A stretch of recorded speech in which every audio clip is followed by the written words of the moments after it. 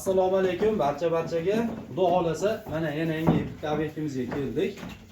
Tomga penalomboz quyish jarayoni. Bu penalombozni asosan loy suvoqlarni o'rniga quyamiz. Ana ko'rib turganlaringdek vassali shilipkani ustiga shuni materialni bor tashiyimizda ustidan quyib boraveramiz. Hozirgi bu joyimiz bir qator yamab olingan joyi.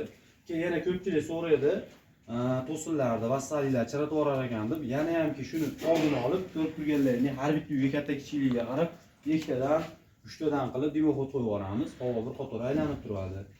Keyin bu penamizda yuqori bosilib qo'ygan loy suvoqlarni ustiga ham quyib bersak effekti zo'r bo'ladi, xudo xolasa. Hozir mana bir qator ish jarayoni bolalar ham bir quyib ko'rsatib berishadi. Xo'p, mahsulotimiz tarkibida mana ko'rib turganlaringdek gips bo'ladi, sement qo'shiladi, penasi bo'ladi. Shularning aralashmasi bir oshdan quyilaveradi.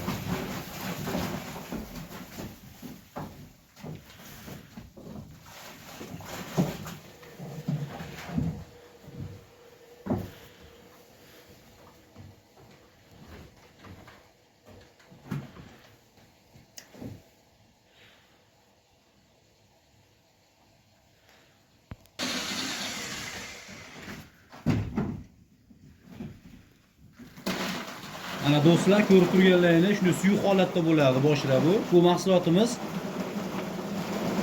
quyilgandan keyin 10 minutda qatiydi.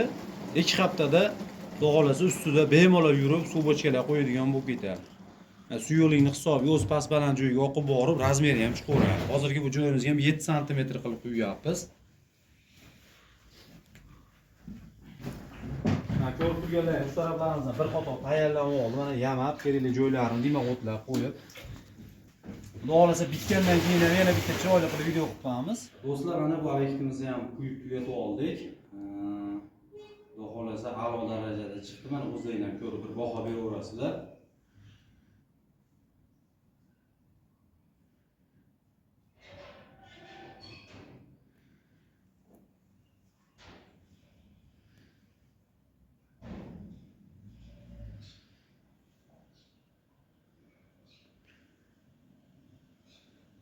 Bu quygan mahsulotimiz 10 minutda qatiydi. Mana ko'rib turganlaringiz bemalol ustida yursa bo'ladi. Mana bu taraflarga chiqib foto ko'rsatib beramiz. Mana yaxshi holatda. Yana ham o'zini holatida qurib ketishiga 10 kun 15 kunning ichida qurib mustahkamlashib yana ham qotib ketadi, xudo xolasa. Xo'p, buni kvadrat narxlariga to'xtalib o'tadigan bo'lsak, 5 sm-ligimiz 1 kvadrat narxi 35 ming bo'ladi.